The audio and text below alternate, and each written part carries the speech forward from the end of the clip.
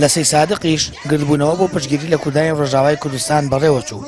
هاوڵاتیانی قەزاکە پاڵپرسی لە هاوڵاتیانی کوردی ڕۆژاوا بە بەرپرسیارەتی ئاینی و نەتەوەیی و ئەخلاقی ناودەبن لە بەرامبەر ئەو پەلامار و هێرشە ناڕەوایانەی دەکرێتە سەریان. ئەوان دەڵێن بێدەنگ نابن و هەڵوێستی خۆیان بۆ پاراستنی خاک و شکۆی گەلەکەمان دووپات کردەوە. وەڵای ئێمە لێرەوە وەکو خەڵکی قەزای سەی سادق پشتگیری و پشتیوانی خۆمان بۆ براقوشەکانمان لە ڕۆژاوای کوردستان دووپات دەکەینەوە. ئەو شەڕێکی ئێستا ئەکرێ هیچ پەیوەندی بە ئاین نییە. شەڕی ناسنامەی کوردە، شەڕی نەتەوەی کوردە، داگیرکەران و تیرۆرستانیانەوێت ناسنامەی کوردی بسڕنەوە. ئێمە لێرە وەکو خەڵکی قەزای سەی سادە بە تەواوی هێز و دەسەڵات و توانای خۆمانەوە پشتیوانی جەماوەریمان ئەتوانین پشتیوان بین لە پشتیوانی براقوشەکانمان بین لە ڕۆژاوای کوردستان.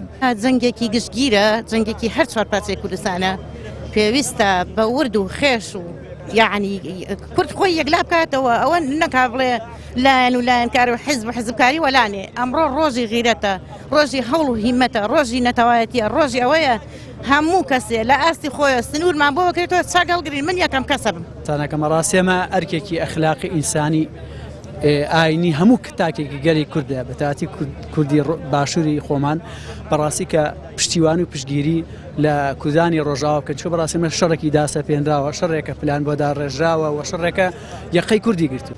هاوکات بۆ هەمان مەبەست و پشتیوانی لە کوردانی ڕۆژاوا چین و توێژەکانی قەزای خورماڵیش گرت بوونەوەیان ئەنجامدا. داوایان کرد کورد یەکدەنگ بێت تا بتوانێت بەرامبەر هەموو ئاڵنگاریەکان بوەستێتەوە.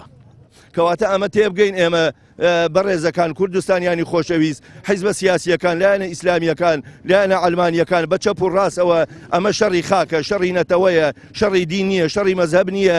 ئەوان هاتوون بەداخەوە ئەحمەد شەرع شەڕی ئەمریکا و رووسیا کاتژی میلەتێکی 5 میلیۆنی مسلمان خۆی کاتی خۆی قەتەر و کوێت و بەحرێن و ئەمانە مقابلی ئیسرائیل دروست بوون. کوردیان لە 916 فرۆش، ئێستا 225 ئێمە فرۆشین بوون بە تورکیەیەکی چۆری لقمی ترامپ. پشتگیری و پشتیوانی ئەمە دەڵێن ئەگەر ڕۆژاوا بکەوێ ئێمە دەکەوین کورد دەکەوێت هەموو کورد لە هەموو جیهان ئەبێ سەرنەوی بکات. بەڵام ئەگەر بمانەوێت سەر بەزمین لە جیهانە ئەبێ کوردی هەموو جیهان دیفاع لە کوردی ڕۆژاوا بکات، ئەبێ دیفاع لە